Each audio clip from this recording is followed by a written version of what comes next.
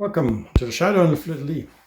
Okay, today I am back upstairs and working on the ceiling outside the house. So this is upstairs in the summer kitchen, which is the L shape at the back of the house. So this is what I'm working on today, is these fake beams. You'd seen me staining them, and now you can see what I'm doing with them. So I've closed it all in. It's all been insulated. It's vapor barriered with a 2-inch space for ventilation. Because when I got it, they put a vent cap in here, and the ceiling was like right here. But there was just thrown in insulation and very little. Nothing in the walls. There was some wood chip insulation. But it had all settled, so there was relatively no insulation in here, and everything was freezing in wintertime and then thawing in spring. What I mean by that is that on the roof here, there was a 6-foot buildup, and it was from the sun. It wasn't from the insulation here or the heat loss, because we had the heat turned off in here for like 5 years. There was no heat up here. So what I'm doing now is I'm taking some rough dimensional wood, like rough wood. I used to have it for a table when I went to Highland Games. It was part of my display. So I've had to sacrifice part of it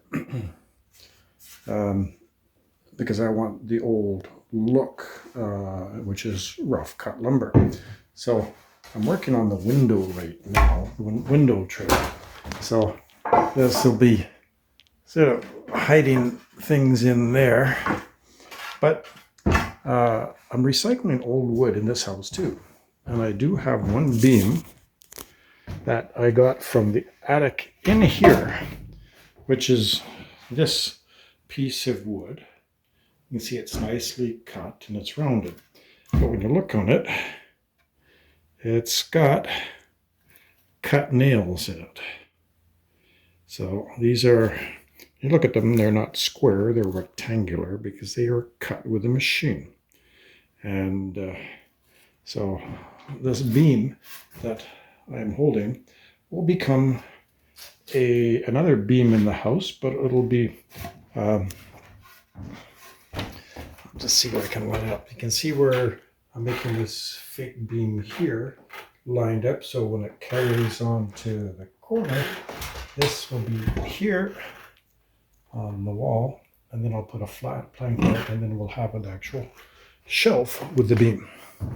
And then because I'm also planning ahead, and that's what you have to do when you're doing electrical and everything else, is that beside the window here, I have a spot. You can just fairly see the lighting, but I've got a 2x10 there hidden underneath. And the reason for that is that I have a coal oil lantern I'm going to hang there, and I needed something to hang it on. I'm not going to hang it on gyprock or something cheap, because it's an actual working coal oil lantern in case we have power outages. You know, nice to have that, or a little ambiance in the evening, because this, you know, it'll add, it belongs here, put it that way.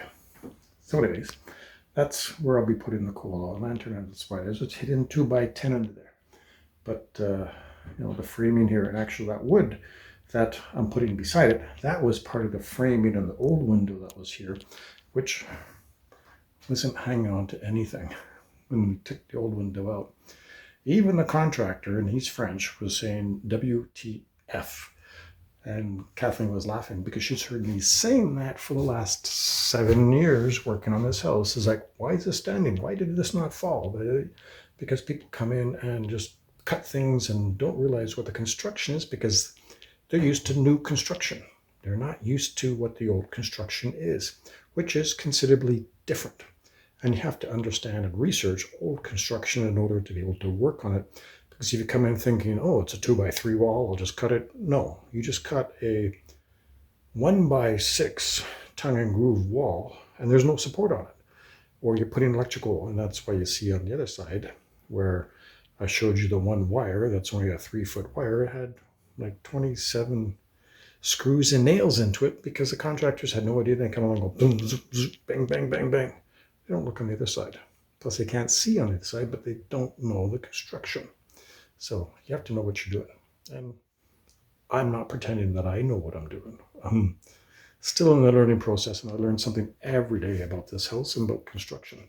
And I'm not a contractor by any means. I'm just, the house shows me what to do, and I follow my instructions. That's all I do. Do deal.